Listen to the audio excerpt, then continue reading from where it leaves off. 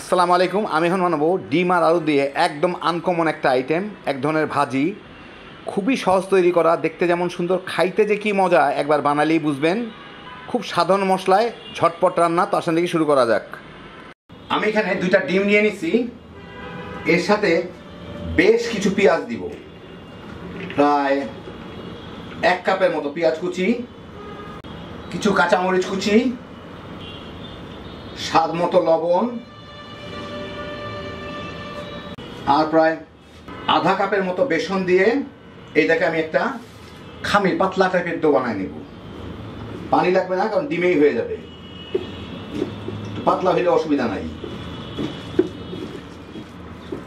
এই যে দেখেন, বেশ নরম না শক্ত না একটা হইল, এরকম হইলেই হবে। যদি প্রয়োজন হয় বেসন আরো একটু বাড়ায় দিবেন, কিন্তু একদম যাতে পাতলা না হয় আর কি। এটা আমার ছোট ছোট ছোট ছোট আমি বড়ার মতো করে দিয়ে ভেজে নিব, তো সেই জন্য যাতে জিনিসটা একটু বড়ার মতো করে ছাড়া যায় সেরকম করবেন, যার যার রুচি মতো। আমি একটা কড়াইয়ে 1/3 কাপ তেল মাঝারির থেকেও একটু নিচে আছে গরম করে নিয়েছি। এখন ওর মধ্যে এগুলাকে আমি ছোট ছোট বড়ার মতো করে দিয়ে ভেজে নিব, দিয়ে একটু চেপে চেপে দিব, ছড়া ছড়া দিব আর কি।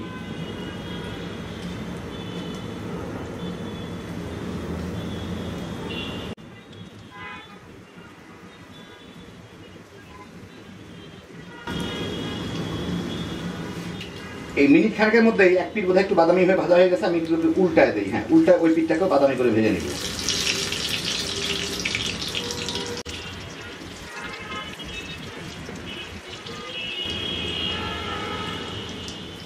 এই মিনিট খানেকের মধ্যেই এই পিঠটা বোধহয় হয়ে গেছে বাদামি হয়ে, হ্যাঁ ভালো বাদামি হয়ে গেছে। এবং সবগুলোকে আমি তুলে নিব, বাকিগুলোকে আমি ঠিক এইভাবে ভেজে নিব। এখন এই একই তেলের মধ্যে আমি প্রায় আধা চামচের একটু বেশি কালো জিরা ফোড়ন দেই, মানে দিয়ে দিই। দিয়ে সাথে দিয়ে দিচ্ছি আমি সিকি কাপের মতো পেঁয়াজ ফালি করে কাটা। এইগুলাকে আমি একটু ভেজে নিব। আমি একটু মিডিয়ামের থেকেও কিন্তু জালটাকে নিচে নামাই দিচ্ছি। এই মিনিট দেড়েকের মধ্যে এই পেঁয়াজটা একটু নরম হয়ে আসলে এর মধ্যে আমি 4টা কাঁচামরিচ দিয়ে দিব, মাঝখান থেকে অল্প একটু ফেলে দিছি অর্ধেকটা পর্যন্ত। এই দিয়ে আধা মিনিটের মতো একটু নাড়াচাড়া করে নিই।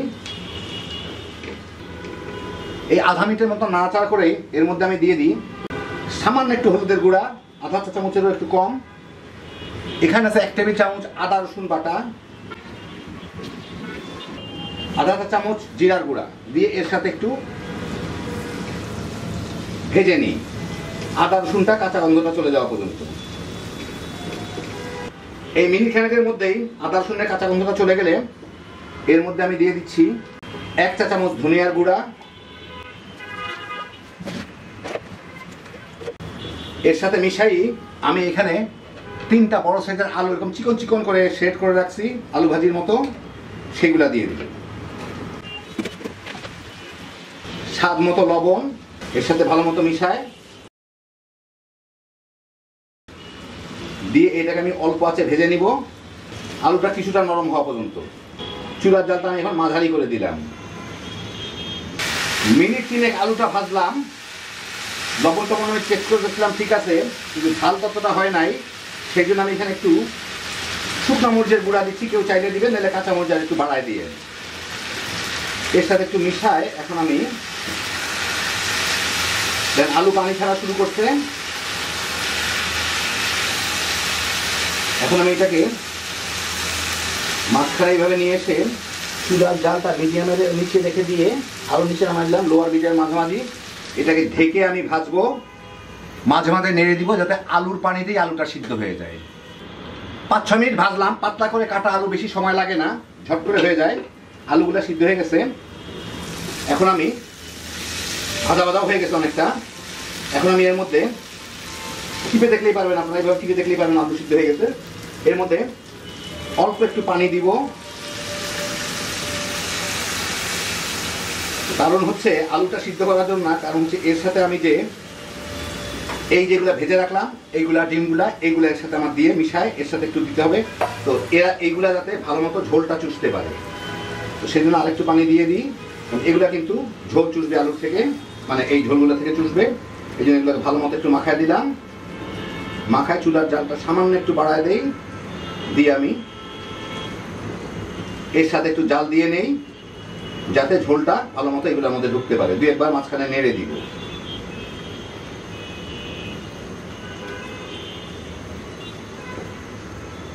চেপে চেপে দেই যাতে ঝোলগুলোর সাথে টাচ খায়। হ্যাঁ, এখন এটাকে ঢেকে আমি জাল দেই, 2 একবার মাঝখানে উলট পালট করে দিব। 2-3 মিনিট জাল দিলাম, উলট পালট করে দিলাম, মোটামুটি ভালোই ফুলে গেছে। এখন এর উপরে আমি কিছু ধনিয়া পাতা কুচি দিয়ে দিব, আর কিছু দেওয়ার দরকার নাই। দিয়ে এটাকে একটু মিশাই। আমি আসলে চুলার জালটা বন্ধ করে দিই, এটা জাল দেওয়ার কিছু নাই, ধনিয়া পাতার যা ফ্লেভার আছে এইটা দেখেন, পানি প্রায় নাই, ঝোল প্রায় নাই, এইটুকু টেনে যাবে, আলুও টেনে ফেলবে, ইয়েও টেনে ফেলবে। আপনাদের গরমা গরম পরিবেশন করে দেখাই। আলু ডিমের নতুন একটা আইটেম।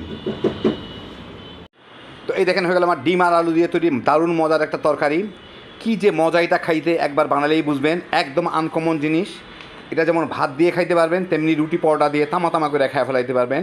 বাচ্চা বড় সবাই খুব পছন্দ করবেন, একবার বানায় দেখেন। অসাধারণ স্বাদের হ্যাপি জোশের একটা আইটেম। আল্লাহ আপনাদের সবাইকে ভালো রাখুন, সুস্থ রাখুন, নিরাপদে রাখুন। ইনশাল্লাহ বেঁচে থাকলে আবার দেখা হবে। ফি আমানিল্লাহ।